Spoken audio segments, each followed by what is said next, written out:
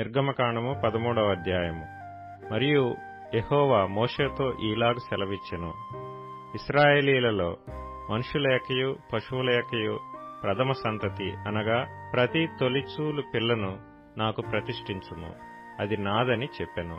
మోషే ప్రజలతోనిట్లనెను, మీరు దాసగృహమైన ఐగుప్తు నుండి బయలుదేరి వచ్చిన దినమును జ్ఞాపకం చేసుకొనిడి. యెహోవా తన బాహుబలము చేత దానిలో నుండి మిమ్మును బయటికి రప్పించెను. పులిసిన దేదియూ తినవద్దు. ఆబీబను నెలలో ఈ దినమందే మీరు బయలుదేరి వచ్చితిరి కదా. యెహోవా నీకిచ్చెదనని నీ పితరులతో ప్రమాణం చేసినట్లు కనానీయులకు, హిత్తీయులకు, అమోరీయులకు, హివ్వీయులకు, యెబూసీయులకు నివాస స్థానమైయుండు పాలు తేనెలు ప్రవహించు దేశమునకు నిన్ను రప్పించిన తరువాత నీవు ఈ ఆచారమును ఈ నెలలోనే జరుపుకొనవలెను. 7 దినములు నీవు పులియని రొట్టెలను తినవలెను. 7వ దినమున యెహోవా పండుగ ఆచరింపవలెను. పులియని వాటినే 7 దినములు తినవలెను. పులిసిన దేదియు నీ యొద్ద కనపడకూడదు. నీ ప్రాంతములన్నిటిలోనూ పొంగిన దేదియు నీ యొద్ద కనపడకూడదు. మరియు ఆ దినమున నీవు నేను ఐగుప్తులో నుండి వచ్చినప్పుడు యెహోవా నాకు చేసిన దాని నిమిత్తము పొంగని రొట్టెలను తినుచున్నానని నీ కుమారునికి తెలియచెప్పవలెను. యెహోవా ధర్మశాస్త్రము నీ నోట నుండునట్లు బలమైన చేతితో యెహోవా ఐగుప్తులో నుండి నిన్ను బయటికి రప్పించిననుటకు ఈ ఆచారము నీ చేతి మీద నీకు సూచనగాను నీ కన్నుల మధ్య జ్ఞాపకార్థముగా ఉండును. కాబట్టి ప్రతి సంవత్సరము ఈ కట్టడను దాని నియామక కాలమున ఆచరింపవలెను. యెహోవా నీతోనూ నీ పితరులతోనూ ప్రమాణము చేసినట్లు ఆయన కనానీయుల దేశములోనికి నిన్ను చేర్చి దానిని నీకిచ్చిన తరువాత ప్రతి తొలిచూలు పిల్లను, నీకు కలుగు పశువుల సంతతిలో ప్రతి తొలిచూలు పిల్లను యెహోవాకు ప్రతిష్ఠింపవలెను. వానిలో మగ సంతానము యెహోవాదగును. ప్రతి గాడిద తొలిపిల్లను వెల ఇచ్చి విడిపించి దానికి మారుగా గొర్రెపిల్లను ప్రతిష్ఠింపవలెను. అట్లు దానిని విడిపించని ఎడల దాని మెడను విరుగతీయవలెను. నీ కుమారులలో తొలిచూలి అయిన ప్రతి మగవానిని వెల ఇచ్చి విడిపింపవలెను.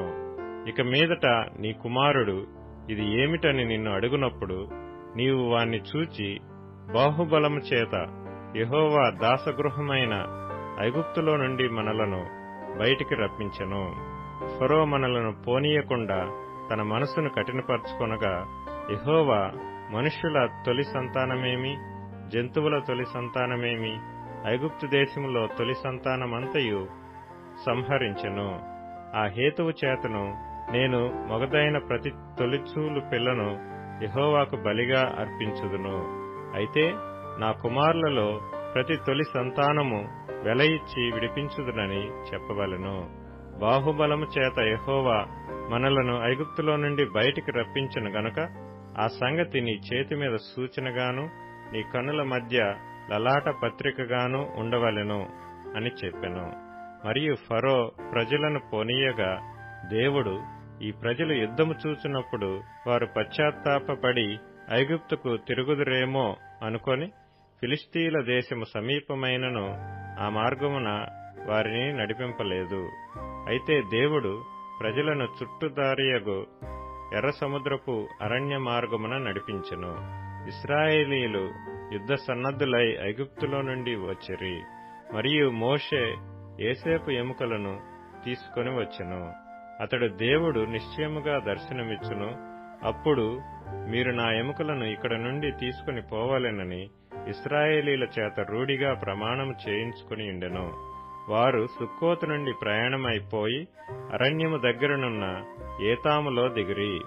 వారు పగలు రాత్రియు ప్రయాణము చేయనట్లుగా యెహోవా త్రోవలో వారిని నడిపించుటకై పగటివేళ మేఘస్తంభములోను వారికి వెలుగిచ్చుటకు రాత్రివేళ అగ్నిస్తంభములోను ఉండి వారికి ముందుగా నడుచుచూ వచ్చెను.